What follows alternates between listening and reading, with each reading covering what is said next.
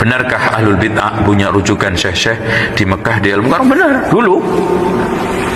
dulu ketika Makkah itu dikuasai oleh Turki, masih belum dipegang oleh Saudi, itu semua imam-imam dipegang oleh orang-orang sufi. Bahkan ada darah Syi'inya. Contohnya diantaranya adalah Utsman ibn Ja'far al-Barzanji yang menulis kitab Al-Barzanji, juga menulis kitab Al-Manaqib Syekh Abdul Qadir Jailani namanya An-Nurul Burhani. Itu imam wal mufti Masjidil Haram. Oh, itulah. Lalu sekarang ada yang tinggal di Mekah, ya tinggal sisa-sisa dikit. Yang dulu adalah Muhammad Alwi Al-Maliki, sekarang diteruskan oleh saudaranya itu aja. Ya, dalam sepanjang sejarah intinya antum jangan berpikir bahwa manusia-manusia yang seperti ini hilang total. Kalau gitu antum nanti tidur, malah nggak ada dakwah.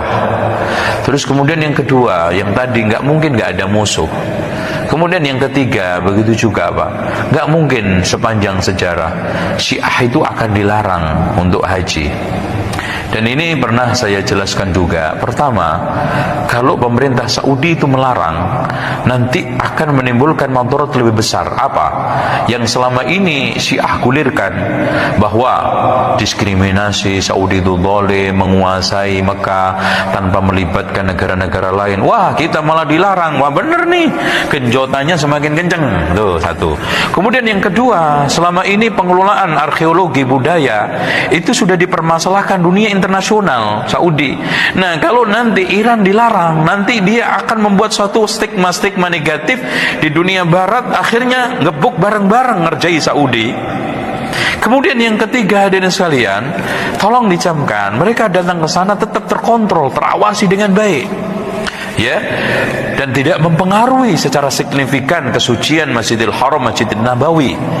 Kemudian yang keempat, mereka yang datang ke sana itu rata-rata mereka-mereka yang sudah takluk virusnya, tidak terlalu parah. Mereka-mereka yang fanatis hajinya nggak mungkin ke Mekah Pak, hajinya ke sana, ke Karbala, itu ke Karbala. Itu menurut hari baiknya mereka itu sampai belasan juta dari Irak, Iran semua, ya. Itu bahkan di dalam hadis-hadis palsu mereka, Jibril itu sampai ngerengek minta izin sama Allah bisa ziarah ke makamnya Husain, dilarang sama Allah. Coba bayangkan, orang Syiah boleh berkali-kali, aneh. Siapa yang sekarang ziarah sekali ke kuburan Husain sama dengan 70 kali umroh. Tanahnya Husain sifaun min kulli sukmin, obat dari segala obat. Semuanya ada di Mekah, di sana ada. Ganti semua. Kalau di Mekah Zam-Zam, di sini ganti tanah. Makanya yang juru kuncinya Karbala itu capek ngusungin tanah. Karena tiap hari diusung tontonan, diambil. Nah, kalau sekarang jutaan pengunjung ngambil secentong aja itu udah habis. Itu. Makanya pontang-panting tanah itu bolak-balik aja. Kalau begitu ngapain nggak ambil ke sawah langsung, deket lagi kan? Daripada ini ambil baliki. Itulah kekonyolan khurafat dan mereka pengkultus kuburan, otaknya nggak jalan Pak. Ya, kalau berpikir ngapain lu jauh-jauh ambil tanah yang aslinya itu tanah sebelah sono, dipindah ke situ karena ente ambilin kerowong lagi, ditumpuk lagi. Subhanallah. Itu sehingga wa idza qila lahum ta'alu ila ma anzalallah qalu bal nattabi'u ma alfayna alayhi aba'ana walau kana aba'uhum la ya'qiluna syai'an wa la yahtadun. Tuh lihat, itu turun temurun sampai zaman ke zaman terus Pak, la ya'qiluna syai'an wa la yahtadun. Benarkah ahlul bid'ah punya rujukan syekh Makkah di Mukarramah?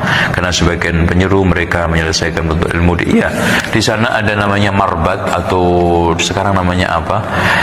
Lupa. Itu di perumahan Alwi Muhammad Alwi Al-Maliki, dan itu gratis dibiayai, dan mereka nggak boleh pulang kalau nggak 6 tahun 10 tahun di sono. Jadi kalau udah mondok menganti nggak boleh pulang dalam sekian tahun. Nah, baru setelah itu pulang. Nah, itu dicekokin terus. Nah, ini sekarang murid-muridnya udah pada fasih menghujat Wahabi karena dia tahu tiap hari. Ya, bahkan subhat-subhat itu lebih cerdas mereka daripada mereka di Indonesia katanya. Itu sehingga kenapa sekarang mereka itu sangat fasih menggulirkan syubhat Wahabi, karena yang menggulirkan itu lulusan itu semuanya rata-rata sekarang yang ada di Indonesia. Itu, dan itu saya apal sekali karena kondisi dapur-dapurnya mereka dulu kan saya tahu. Jadi seperti itu wataknya mereka dan kondisi, dan sudah lama itu. Cuma sekarang figuritasnya udah nggak ada setelah matinya Muhammad Ali Al-Maliki. Penggantinya ini hanya pinter nyanyi, suaranya merdu kayak saya. Makanya setiap yang kunjungan ke sana yang dibawa itu kagum dengan suaranya dia.